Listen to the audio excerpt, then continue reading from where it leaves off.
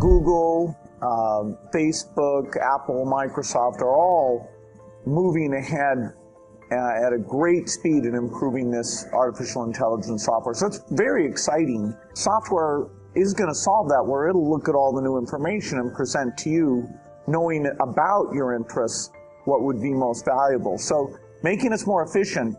We're focusing on what we've talked about on autonomous systems. And we sort of see it as the mother of all AI projects. So autonomy is something that's incredibly exciting for us. We'll see where it takes us. Wouldn't it be wonderful if someday we got to the point where there were robots every place, they were running farms, they were running Apple, they were running Berkshire Hathaway, and all you had to do was one person could punch a button at the start of every morning, and all the goods and services that we're getting now would be turned out by robots. It is seeping into our lives in all sorts of ways that we just don't notice. We're just getting better and better at it, and we're seeing that happen in every aspect of our lives, from medicine to transportation to how electricity is distributed. And it promises to create a vastly more productive and efficient economy. And if properly harnessed, can generate enormous prosperity for people, opportunity for people, can cure diseases that we haven't seen before, can make us safer because it eliminates inherent human error in a lot of work. Artificial intelligence is going to be extremely helpful, and the risk that it gets super smart, that's way out in the future and probably worth talking about. But now what we're seeing is that for the first time, computers can see as well as humans. That's pretty incredible. NHTSA did a study on Tesla's Autopilot version 1, which is relatively primitive, and found that it was a 45% reduction in highway accidents.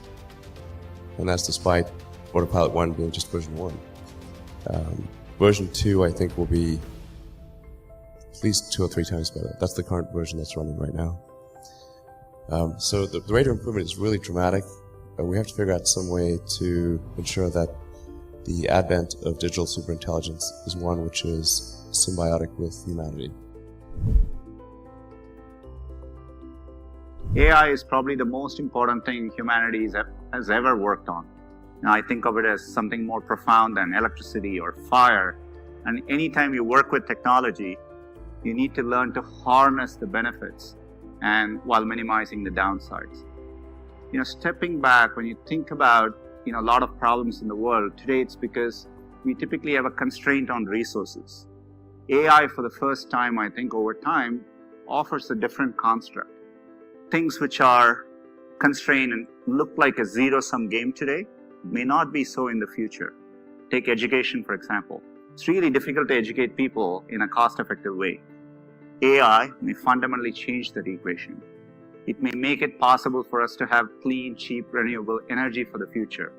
So I think a lot of things will play out in more positive ways than people think.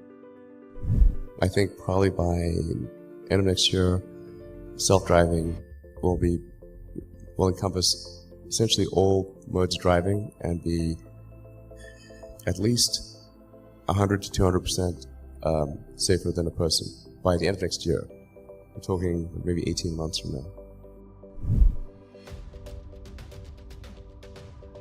The idea that there's going to be a general AI overlord that subjugates us or kills us all, I think is not something to worry about. I think that is overhyped. First of all, we don't know, we're nowhere close to knowing how to build a general AI, something that could set its own objectives.